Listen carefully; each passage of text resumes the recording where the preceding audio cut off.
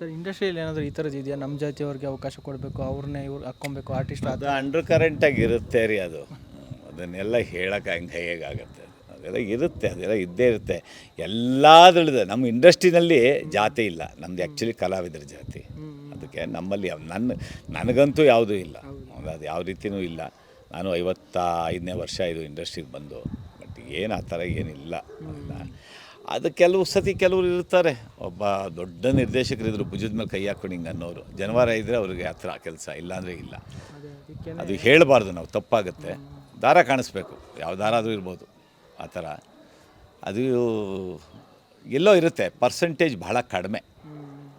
ಇವತ್ತೆಲ್ಲ ಯಾರು ಅದನ್ನು ಜಾತಿ ಅನ್ನೋದು ನಮ್ಮ ರಾಜಕೀಯದಲ್ಲಿದೆ ಅಷ್ಟೇ, ಇಲ್ಲಿಲ್ಲ. ಅದೇ ಸರ್, ಆ ಥರದ್ದು ಕಮೆಂಟ್ಸ್ ನಾವು ಹೊರಗಡೆಯಿಂದ ಕೇಳ್ತಾ ಇದ್ವಿ. ಬಟ್ ಗೊತ್ತಿಲ್ಲ ರಿಯಲಿ ಹಂಗಿರುತ್ತಾ ಇಲ್ವಾ. ನನಗಂತೂ ಏನೂ ಅನುಭವಿಸಿಲ್ಲಪ್ಪ. ನಾನು ಆ ಥರ ಎಲ್ಲೂ ಫೇಸ್ ಮಾಡಿಲ್ಲ. ಯಾವ ಜಾತಿ ಇನ್ನೊಂದು ಏನೂ ಇಲ್ಲ. ನಾನು ಬಂದು 55 ವರ್ಷ ಆಯಿತು. 40 ರೂಪಾಯಿ ಸಂಬಳದಿಂದ ಕೆಲಸ ಮಾಡ್ತಾಯಿದ್ದೀನಿ. ನಿರ್ಮಾಪಕನಾಗಿದ್ದೀನಿ. ನಾನು ವಾಣಿಜ್ಯ ಮಂಡಳಿಗೂ ಪದಾಧಿಕಾರಿಯಾಗಿ ಕೆಲಸ ಮಾಡಿದ್ದೀನಿ. ಆಮೇಲೆ ಬಾಂಬೆನಲ್ಲಿ FFIಯಲ್ಲಿ ಕೆಲಸ ಮಾಡಿದ್ದೀನಿ. South Indian film chamber of ಕಾಮರ್ಸಲ್ಲಿ ಕೆಲಸ ಮಾಡಿದ್ದೀನಿ. ಮಾಡ್ತಾಯಿದ್ದೀನಿ, ಇವತ್ತಿಗೂ ಮಾಡ್ತಾಯಿದ್ದೀನಿ ಸ್ಟಿಲ್. ಏನು ನಮಗೆಲ್ಲ ಜಾತಿ ಗೀತಿ ಅನ್ನೋದಿಲ್ಲ. ಎಲ್ಲೋ ಒಳಗಡೆ ಇದ್ದೇ ಇರುತ್ತೆ ರೀ. ನಮ್ಮ ಭಾರತ ದೇಶನೇ ಆ ಥರ ತಾನೆ, ಜಾತಿ ಅಂತ ಅಂದ್ಬಿಟ್ಟು.